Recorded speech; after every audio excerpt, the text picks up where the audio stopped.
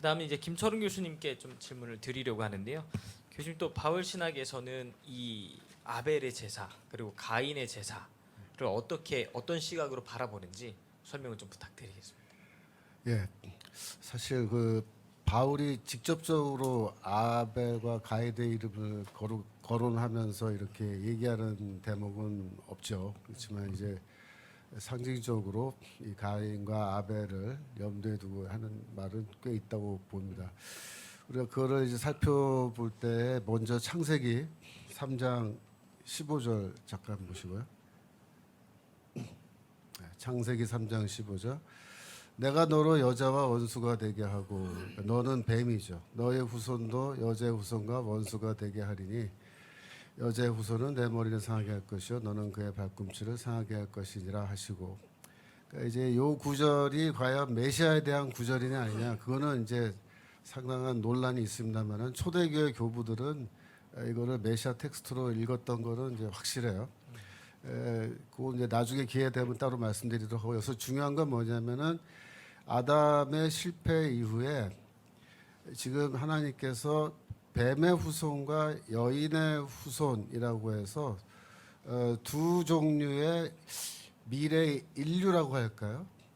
이 두 그룹이 계속해서 대조되고 부딪히고 서로 맞서고 이제 이렇게 하는 그런 어떤 구도, 미래에 일어날 역사 속에 일어날 어떤 사건을 이렇게 예시하는 그런 말씀으로 우리가 이거를 일단은 읽을 수 있습니다. 그래서 뱀의 후손과 여인의 후손 사이에 어떤 계속해서 이런 대결이 있어났다. 두 그룹은 뭐냐면은 두 종류의 인류라고 볼 수 있어요. 뱀의 후손 역할을 하는 인류, 또 여인의 후손을 역할을 하는 어떤 인류, 그렇죠? 그래서 가인과 아벨이라고 하는 사장의 이 두 인물은 사실은 두 종류의 어떤 인류로 보고 정광 목사님도 그렇게 이제 어프로치를 하신 거죠. 그래서 이 가인이라는 어떤 가인이 대표하는 어떤 인류가 있다는 거죠. 그래서 이 인류는 이제 쉽게 말하면은 살인자 집안이에요. 살인자 집안 계속해서 그 멸망의 길을 걸어간 사람들이에요. 가인의 후손에 대한 그 족보가 나오는데요. 창세기 4장 뭐 16절부터 4장 16절부터 잠깐 보면 이제 가인이 여호와 앞을 떠나 나가 에덴 동편에 거했다 이렇게 해가지고 이제 애난 이야기가 쭉 나와요. 그래서 18절에 뭐 누가 누구를 낳고 그렇게 하는데 어디로 가냐면 23절로 이쪽 쭉 내려가시면 그 족보의 뒤쪽에 가면은 라멕이라는 사람이 나오는데 라멕이 이렇게 얘기해요. 아내들에게 이르되 아다와 실라여 내 소리를 들어라. 라멕의 아들들이여 내 말을 들어라. 나의 창상을 인하여 내가 사람을 죽였고 나의 상함을 인하여 소년을 죽였도다. 그 다음에 가인을 위해서는 벌이 7배일진데 라멕을 위해서는 벌이 77배 이르로다 하였더라. 그래서 이거는 뭘 암시하는 거냐면 가인만 살인한 게 아니라 가인의 후손, 아까 뱀의 후손이라고 얘기했는데 가인의 후손은 계속해서 그 살인자들이 나와요. 그래서 이게 살인자의 족보고 이게 멸망의 길로 가는 사람들의 이제 발걸음인데 반면에 이제 아벨은 이제 가인과 대조되는 그런 인물이죠. 그러니까 여인의 후손이라고 볼 수 있는데 안타깝게도 형한테 이제 맞아 죽었잖아요. 그래서 하나님이 셋이라고 하는 새로운 아들을 주셨는데 셋은 아벨을 이제 대체하는 거죠. 그래서 셋의 족보가 이제 나오는데 이쪽 족보는 어떤 족보냐면 거룩한 족보예요. 살인자의 족보가 아니고. 그리고 이쪽 족보는 궁극적으로 구원의 길로 나가는 인류를 보여주는 그런 족보인데 창세기 4장 어디로 가냐면은 25절. 여기에 보면 이제 셋을 낳은 이야기가 나오잖아요. 그래서 아벨 대신에 다른 씨를 주셨다. 그래서 태어났는데 저기 쭉 내려가면은 5장 24절로 가면서요. 창세기 5장 24절 쭉 내려가서 창세기 5장 24절. 예. 거기 가면은 누가 나오냐면 에녹이라는 사람이 나와요. 근데 굉장히 특이한 경우인데 에녹이 하나님과 동행하더니 하나님이 그를 데려가심으로 세상에 있지 아니하였더라라고 해서 이쪽 집안은 살인자가 또 나온 게 아니고 어마어마한 인물이 나온 거죠. 에녹이라는. 그래서 에녹은 하나님과 동행했어.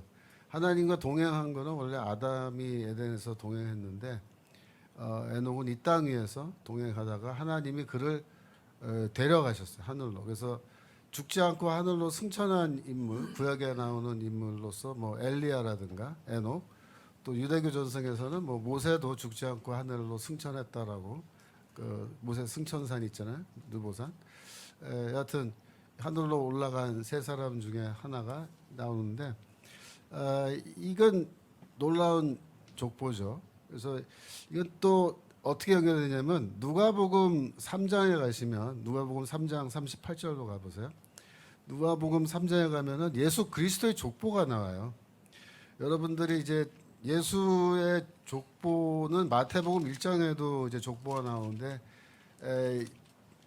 마태복음 족보는 아브라함에게 시작돼서 이렇게 쭉 예수에게로 위에서 아래로 내려오는 족보잖아요. 그런데 이 누가복음 3장 23절 잠깐 갑시다. 23절. 3장 23절. 거기 가면은 예수의 아버지 요셉 위에 누구냐 해서 예수로부터 위로 쭉 거슬러 올라가는 족보가 나와요. 그런데 이 족보 쭉 올라가다 보면 38절 밑으로 좀 내려가시면 누구 이름이 나오냐면은 이제 38절에 그죠? 그 위에 에녹도 나오고 37절에 그 이상은 에노스요 그 이상은 셋이요 그 이상은 아담이요 그 위는 하나님이다. 그래서 예수 그리스도의 족보를 쭉 연결해서 누구에까지 연결시키냐면 이 셋 그리고 아담 하나님에까지 연결시키는데 이 족보가 이제 거룩한 족보죠. 구원의 족보이기도 하고.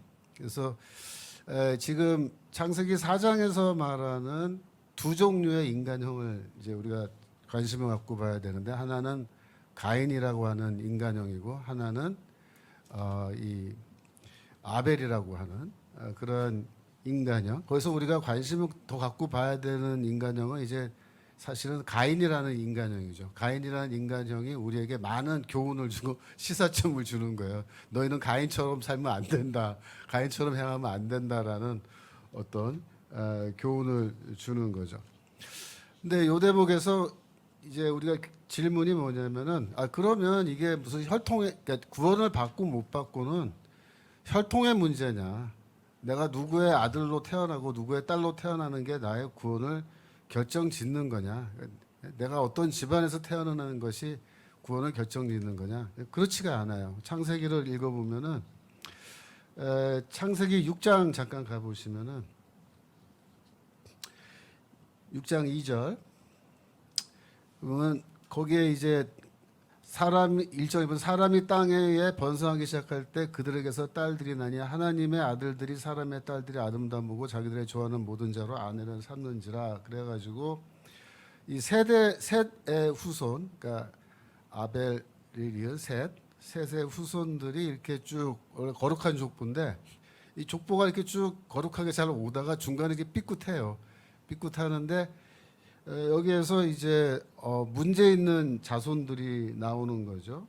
그래서 소위 말하는 뭐 네피림 4절에 나오는 네피림이라는 어떤 변종들이 이제 등장하면서 6장 4절 잠깐 내려가 보세요. 그래서 당시에 사람의 딸들과 하나님의 아들들이 뭐 섞여서 변종이 나왔는데 네피림이라는 이런 사람들이 나오고 그러면서 그 다음에 하는 말이 5절에 사람의 죄악이 세상에 관영함과 그 마음의 생각에 모든 계획이 항상 악할 뿐임을 보시고 땅 위에 사람 지으셨음을 한탄하사 마음에 근심하시고 가라사대 나의 창조한 사람을 내가 지면에서 쓸어버리되 이렇게. 그러니까 이게 단순하게 혈통의 족보의 문제가 아니고 좋은 족보에서 태어났는데도 그 좋은 족보 속에서 항상 삐끗하는 순간에 다시 어떤 사람들이 등장하냐면 가인과 같은 죄인들, 가인, 뱀의 후손이라 말할 수 있는 가인과 같은, 그래서 가인의 후손이 또 여기 등장해서 좀 속된 말로 하면 개판 치는 거예요. 또 죄를 막 짓고 하나님 앞에서 막 엉망진창으로 사는 거예요. 그래서 하나님이 이거 안 되겠다, 심판해야겠다. 그래서 이제 노아를 선택하시는 건데, 노아는 뭐예요? 그러면 이렇게 구원의 족보예요. 구원의 족보. 거기 있는 사람인데, 그 노아를 통해서 세상을 심판하신 다음에 그러면 다 문제가 해결돼서 다 잘 됐느냐? 처음에 그렇게 된 것처럼 보였어요. 그런데 어떻게 됩니까? 노아의 아들들 중에 함이라고 하는 아들이 또 아버지에게 불명예를 안기는. 그거는 이제 나중에 우리가 노아 얘기할 때 다시 자세하게 다룰 테니까 그때 봅시다. 그래서 또 노아의 집안에 또 문제가 일어나면서 노아의 아들 중에 하나가 또 뭐야? 가인의 후손으로 변신을 하는 거야. 그래서 또 문제 일으키는 거야. 그래서 그 가인의 후손들이 또 쫙 퍼져가지고 생기는 게 뭡니까? 나중에 뭐 노아의 시대 때 그 죄가 얼만큼 소돔과 고모라, 바벨탑 사건 같이 아주 그 하나님께 반역을 일으키는 그런 일들이 또 막 쫙 벌어지잖아요. 그래서 또 하나님께서 바벨탑을 심판하시는. 그 다음에 이제 부르시는 게 이제 아브라함, 그죠? 아브라함 부르시는 거예요. 그래서 아브라함의 그 저기 등장까지를 일단 끊어서 우리가 보면은 어떻습니까? 죄라는 게 처음에는 에덴 동산에서 아담이 선악과 따먹는 거에서 시작했는데, 그 다음 자손 단계에 가면 이 살인을 해버려요. 살인을. 예. 그것도 자기 친동생 죽여버리는. 그 다음에 계속되는 그 가인의 후손들의 이 죄, 그래서 타락, 심지어 변종이 등장. 노아도 뭐 술에 취해가지고 그 아들이 또 범죄하고 바벨탑 사건 등등. 그래서 죄라는 것이 끊임없이 계속해서 확장해서 나가고 온 인류 가운데서 죄의 문제가 보편적인 문제로 계속해서 퍼져나가는 그러한 모습을 우리가 쭉 보게 되잖아요.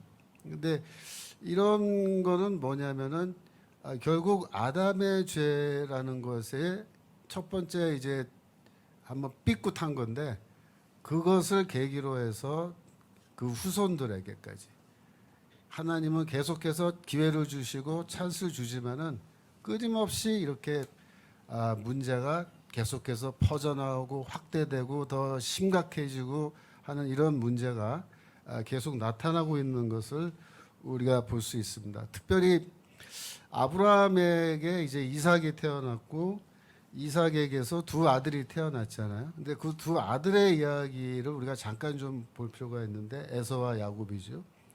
근데 에서가 형이고 야곱이 둘째잖아요. 쌍둥이로 태어났는데, 근데 이제 뭐 장자의 권리를 팥죽 한 그릇에 이제 에서가 팔아 넘기고 뭐 이게 해가지고 동생이 형을 좀 이제 속이는 그래서 그런 장면이 있는데, 그때 에서가 어떻게 반응합니까? 동생을 죽이려고 해요. 형이 동생을. 근데 그 장면이 어떻습니까? 가인이 아벨을 죽이려고 하는 장면하고 상당히 유사합니다. 근데 그때는 이제 하나님이 야곱이 형한테 맞아 죽는 거를 허락하지 아니하시고 도망가게 해주셨어요. 그래서 야곱이 도망을 간단 말이에요. 근데 도망갔다가 창세기 31장에 이제 고향으로 돌아오는데, 그때 에서가 또 군사를 이끌고 동생을 기다리죠. 또 죽이려고 해요. 그때 이제 야곱이 이 문제를 놓고 하나님 앞에 나가서 기도하는데, 그때 이제 천사와 밤새도록 씨름하는 이야기가 나오고, 그때 야곱이 그 씨름에서 승리하면서 이스라엘이라고 하는 이름을 얻었잖아요. 그래서 그게 이제 하나님이 구원을 주시는 건데, 여기에서 에서의 마음을 돌려서 야곱을 죽이지 않게끔 그렇게 살려주시고, 그래서 야곱이라고 하는 둘째 아들이 첫째가 아니고 둘째 아들이 하나님의 거룩한 족보에 들어오죠. 그죠? 예수의 족보에도 들어오고. 근데 이제 에서는 뭐예요? 에서는 여전히 가인의 후예가 돼서 이렇게 다른 길로 가는 그런 모습을 이제 보여주는데, 우리 아까 사실 변순복 교수님이 이제 이 창세기 4장의 스토리를 어떤 관점에서 읽어야 되겠느냐라고 했을 때, 유대인들의 전승은 하나님의 선택과 절대적 주권, 그러니까 가인의 제사를 받지 아니하시고 아벨의 제사를 받으신 것은 하나님의 선택이시고 절대적 주권이라고 이렇게 얘기하는데, 이 에서와 야곱의 이야기, 이것도 사실은 어떻게 보면은 하나님의 절대적인 선택과 주권의 문제였거든요. 그래서 동생을 선택하시고 형을 하나님이 거절하신 거. 근데 바울이 똑같은 얘기를 하고 있거든요. 어디로 가냐면 로마서 9장 10절로 가보시겠습니다. 로마서 9장 10절. 이뿐 아니라 또한 리브고가 우리 조상 이삭 한 사람으로 말미암아 잉태하였는데 그 자식들이 아직 나지도 아니하고 무슨 선이나 악을 행하지 아니한 때 택하심을 따라 때는 하나님의 뜻이 행위로 말미암지 않고 오직 부르시는 얘기로 말미암아 서게 하려 하사. 그래서 에서와 야곱이 어머니의 뱃속에 있을 때 어떠한 행위를 따라서 하나님의 마음에 드는 행위를 한 것도 아닌데도 불구하고 12절 리브가에게 이르시되 큰 자가 어린 자를 섬기리라 하셨으니 기록된 바 내가 야곱은 사랑하고 에서는 미워하였다 하신 것 같으니라. 그래서 이 장면, 하나님이 야곱을 사랑하고 에서를 미워했다, 이 얘기는 뭐냐면 야곱을 선택하시고 에서는 선택하지 않았다, 그 얘기입니다. 이건 단순한 감정의 문제가 아니죠. 선택의 문제입니다. 그래서 14절 그런즉 우리가 무슨 말하리요? 하나님께 불의가 있느냐. 즉 하나님이 야곱을 선택하고 에서를 선택하지 않은 것에 대해서 하나님이 불공평하다, 불의하다, 왜 에서를 선택하지 않았느냐, 그렇게 하나님을 비판할 수 있겠느냐. 바울이 그렇게 반문하는데 그렇지 않다라고 얘기하는 거잖아요. 그래서 15절 아까 읽었습니다만 루브색이 이르시되 내가 궁일히 여길 자를 궁일히 여기고 불쌍히 여길 자를 불쌍히 여기리라 하셨으니. 그래서 요 대목이 어떤 대목이냐, 바로 가인의 제사를 받지 아니하시고 그다음에 아벨의 제사를 받으신 하나님의 선택과 그 주권에 대해서 바울이 이야기하는 것이라고 충분히 볼 수가 있다 이겁니다. 우리가 그렇게 해석을 한다면. 그래서 지금 이러한 것은 결국은 길게 보면은 멸망의 길을 가는 그런 인간도 있고, 가인, 또 그 다음에 아벨이나 셋처럼 구원의 길을 걸어가는 그런 인간형, 이게 두 가지의 인간형이 있는데, 전 목사님이 설교에서 두 가지 인간형이 이제 굉장히 강력하게 대조되면서 우리가 어느 길을 걸어가야 될 거냐, 누구를 모범으로 삼아야 될 거냐에 대해서 이제 자세하게 설교를 잘 해주셨는데, 우리는 이제 이 가인의 길을 걸어가면 안 된다는 거죠. 가인의 길. 근데 가인의 길이라는 게 참 어떻게 보면은 좀 깊이 있는, 우리가 좀 묵상을 해야 될 장면이 있어요. 그래서 이 가인의 경우에는 아까 우리 창세기 4장 7절에 이제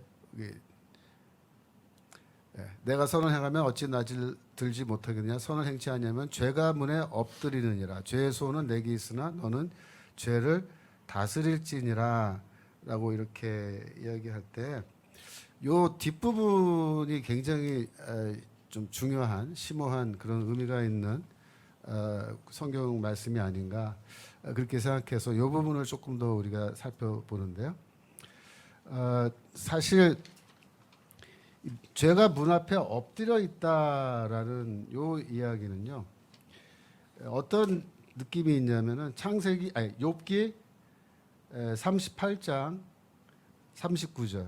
욥기 38장 39절에 보면은 네가 암사자를 위하여 식물을 사냥하겠느냐 젊은 사자의 식량을 채우겠느냐 그것들이 굴에 엎드리며 살림에 누워 기다리는 때이니라. 그래서 사자가 먹이를 기다리면서 이렇게 딱 잠복하면서 가만히 이렇게 움직이지 않고 미동도 하지 않고 탁 앉아 있는 그죠? 엎드려 있는 그런 모습 있잖아요. 근데 죄가 엎드려 있다라는 뉘앙스에 이런 뉘앙스가 좀 있지 않나 생각돼요. 시편 10편 9절. 시편 10편 9절 보면은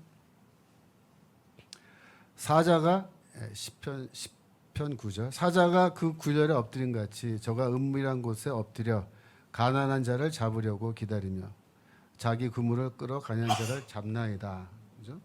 10절에 저가 굽으려 엎드리니 그죠? 그다음에 10절에도 9절에 저가 굽혀 엎드리니 강포로 인하여 외로운 자가 넘어지나이다라고 해서 이러한 그 범죄자들이 악한 자들이 악을 행하기 전에 이렇게 자기의 먹잇감을 노리는 사자처럼 이렇게 죄를 짓기 전에 이렇게 숨어서 엎드려서 기회를 엿보면서 이렇게 기다리는 그런 장면을 얘기해 주는데 가인이 아벨을 죽이기 직전에 그런 마음의 상태가 이런 게 아닌가 그죠? 또 시편 17편 11절 시편 17편 11절 거기도 보면 이제 우리의 걸어가는 것을 저희가 애워싸고 주목하고 땅에 넘어뜨려 하나이다. 저가 그 움킨 것을 찢으려 하는 사자 같으며 은밀한 곳에 엎드린 젊은 사자 같다. 그래서 우리의 대적들이 우리를 집어삼키기 위해서 지금 은밀한 곳에 엎드려서 우리를 죽이려고 지금 이렇게 우리를 기회를 엿보고 있다라는 이런 얘기. 네, 잠언 1장에 가시면요. 1장 10절.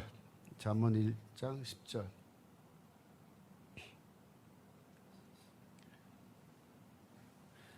내 아들아 악한 자가 너를 깰지라도 쫓지 말라. 그들이 너에게 말하기를 우리가 함께 가자. 우리가 가만히 엎드렸다가 사람의 피를 흘리자. 죄 없는 자를 까닭없이 숨어 기다리다가 수월같이 음부같이 그들을 산채로 삼키며 무덤에 내려가는 자 같게 통으로 삼키자. 그래서 16절로 내려가면요. 16절. 대저 그 발은 악으로 달려가며 피를 흘리는데 빠름이니라. 그죠? 무릇 새가 그물을 치미는 것을 보며 헛일이거늘 그들이 가만히 엎드림은 자기의 피를 흘릴 뿐이요 숨어 기다림은 자기의 생명을 해할 뿐이니라고 해서 그 악한 자들이 이렇게 잠언에서 죄를 짓기 전에 이렇게 숨어가지고 먹이를 삼키려고 이게 기다리는 자세, 그죠? 사자가 움크리고 이렇게 있는 자세. 그렇게 얘기하는데 바울이 로마서에서 요 구절을 이제 인용을 해요. 로마서 3장 15절. 3장 15절. 그 발은 피 흘리는데 빠른지라. 요게 이제 그 잠언 1장 16절 요거 한 절만 인용했습니다는 앞뒤로 이런 구절들이 있기 때문에 바울이 그런 맥락에서 요 한 절을 지금 여기다가 이제 갖다 놓은 건데 죄인들이 죄를 지을 때는 항상 요런 식으로 그죠? 사자가 먹잇감을 이렇게 노리듯이 그렇게 한다고 얘기했는데 신약 성경으로 돌아와서 베드로 신약 성경으로 돌아와서 베드로전서 5장 8절 가시면 근신하라 깨어라 너희 대적 마귀가 우는 사자같이 두루 다니며 삼킴자를 찾나니 너희는 믿음을 굳게 하여 저를 대적하라 이렇게 얘기돼 되는데 여기서 지금 사자같이 삼킬 자를 찾는다라는 그것이 아까 지금 우리가 쭉 살펴본 사자가 먹이를 공격하기 위해서 웅크리고 가만히 엎드려서 이렇게 기회를 엿보고 있는 그런 상태인데 베드로전서에서는 그 사자가 아니라 마귀가 사자처럼 마귀가 사실은 사자처럼 이렇게 웅크리고 우리를 잡아먹기 위해서 이렇게 기회를 엿보고 있다라고 말하는데 요게 바로 창세기 4장에서 4장 7절에서 죄가 문에 엎드려 있느니라라는 그 뉘앙스랑 상당히 유사하지 않은가 저는 그렇게 봅니다. 그래서 이 베드로가 그를 대적하라 믿음을 굳건하게 하여 마귀를 대적하라라는 이제 이야기를 하는데 그 말씀은 뭐하고 유사하냐면 창세기 4장 7절에 너는 죄를 다스릴지니라. 아까 변 교수님은 하나님의 능력을 받아서 네가 우리가 죄를 다스릴 수 있다. 다스려야 된다라는 그런 말씀의 뜻이라고 말씀하셨는데 여기 베드로에서는 믿음을 굳건하게 하여 마귀가 너를 삼키려고 이렇게 하고 죄가 너를 삼키려고 너를 이렇게 기다리고 있는데 너는 그 죄 세력에게 마귀에게 너는 대적해야 된다. 그러니까 죄를 너는 다스려야 된다라는 그 말씀하고 상당히 유사해요, 이게. 그런데 여기에서 우리가 한 가지 중요하게 살펴볼 건 뭐냐면은 창세기도 그렇고 베드로전서 5장 8절도 그렇고 이 죄가 엎드려 있는 곳이 어디냐라는 거예요. 그러니까 사자는 저 바깥에서 동물을 잡아먹기 위해서 이렇게 숨어 있고 악한 자들은 우리를 삼키기 위해서 저기 바깥에 어딘가에서 사자처럼 웅크려서 우리를 기다리고 있는 건데 창세기 4장 7절은 어떤 뉘앙스냐면 죄가 네 마음속에서 그죠? 너의 내면에서 너를 삼키기 위해서 사자처럼 웅크리고 있는데 네 내면에 있는 너의 이 죄, 내면에 있는 내면에서 우리를 충동질하는 이 마귀, 이거를 너는 내면에서부터 다스려야 된다라는 그런 뉘앙스가 있거든요. 그러니까 마귀가 우는 사자같이 우리를 삼키기 위해서 노리고 있는데 어디서 노리고 있냐면 사실은 우리 밖에서가 아니라 우리 내면에서 이걸 노리고 있는 거예요. 그래서 우리가 이거를 믿음으로 마귀에 대적하고 우리가 죄를 다스리면은 우리가 구원받는 자들의 족보에 들어가는 거예요. 네.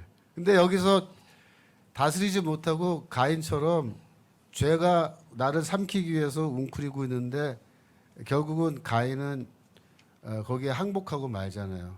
아담처럼. 그죠?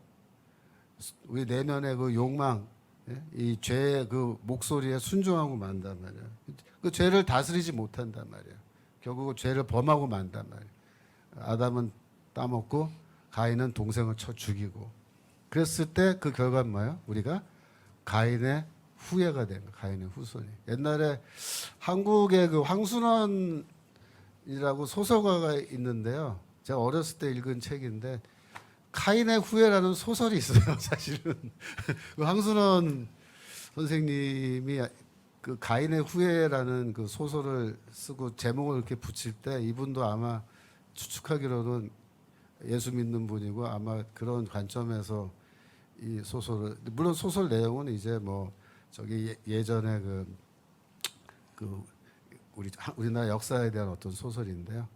그러나 그 스토리 전개는 상당히 그 가인의 후예 이거 비슷하죠. 그 특별히 6.25나고 그 저기 지주의 그 집에 뭡니까 그 종으로 살던 그 사람이 뭐 이제 나중에 공산당 완장차고 이제 지주 때려 죽이려고 하고 뭐 이제 그런 스토리가 나오는데 그런데 이제 그 지주집 아들이 뭐 그 종살이 하는 사람의 딸을 뭐 좋아하게 돼가지고 뭐 그 아버지를 미움으로 죽이려고 하다가 뭐 죽이지 않고 뭐 이렇게 하여튼 그 스토리가 살인하는 그런 모티브가 좀 있어서 아마 카인의 후예라고 황순원 씨가 그렇게 붙인 것 같은데 이 가인의 후예라고 하는 게 이제 그런 것 같아요. 우리도 뭐 족보가 따로 있어서 나는 처음부터 가인의 후예로 태어나고 누구는 뭐 아벨의 후예로 태어나고 그런 게 아니라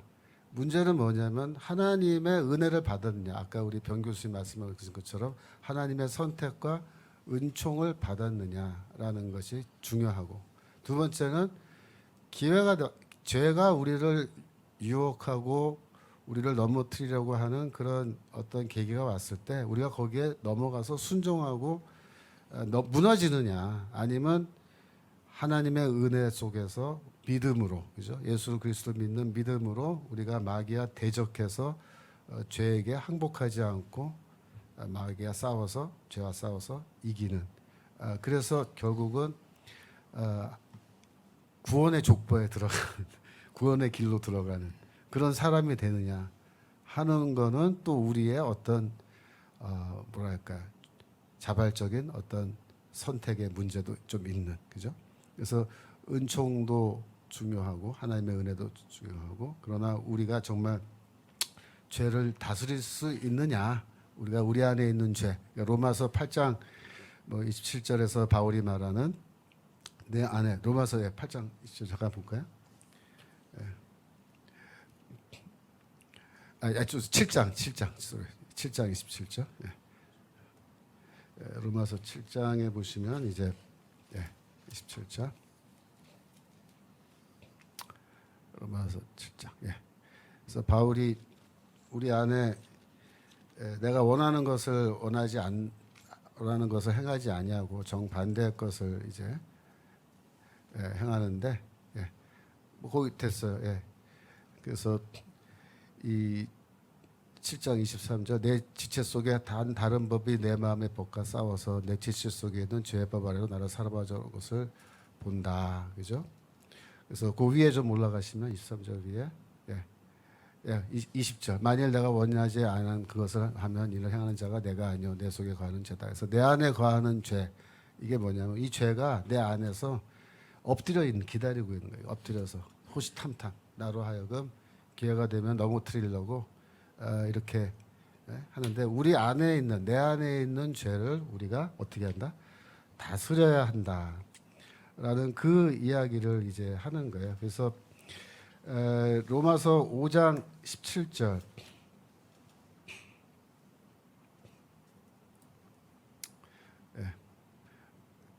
17절 한 사람의 범죄로 인하여 사망이 그 한 사람으로 말미암아 왕노로 하였은즉 더욱 은혜와 의의 선물을 넘치게 받은 자들이 한 분 그리스도 예수 그리스도로 말미암아 생명 안에서 왕노릇한다. 그죠? 이게 바로 뭐예요? 가인이 되기를 거부하고 가인처럼 하지 않고 그죠? 그래서 그 싸워서 이긴 마귀와 대적한 사람들 생명 안에서 왕노릇하죠. 또 5장 21절로 내려가시면 이는 죄가 사망 안에서 왕노릇한 것 같이 은혜도 또한 의로 말미암아 왕노릇하여 그래서 은혜가 왕노릇한다. 이것도 뭐예요? 하나님의 은혜, 하나님의 전적인 선택과 은혜를 경험한 사람. 그래서 5장 19절 잠깐 올라가시면 한 사람이 순종치 아님을 함으로 많은 사람이 같이 한 사람의 순종으로 많은 사람이 의인이 되는데 의인이 된다. 그죠? 그래서 여기 특별히 이제 바울이 더 말한 거 뭐냐면 너희 지체를 의에게 종으로 내주어 그죠? 거룩함에 이르라라는 말씀이 있는데 우리의 지체를 가인처럼 죄의 도구로 내주지 말고 의에게 종으로 내주어서 거룩함에 이르게 하는 것 그것이 바로 전 목사님께서 말씀하신 그 아벨이라고는 어떤 인간형입니다. 인간형 그 구원받은 인간형으로 우리가 나아가는 길이다라고 이렇게 말할 수가 있겠습니다. 아멘 감사합니다.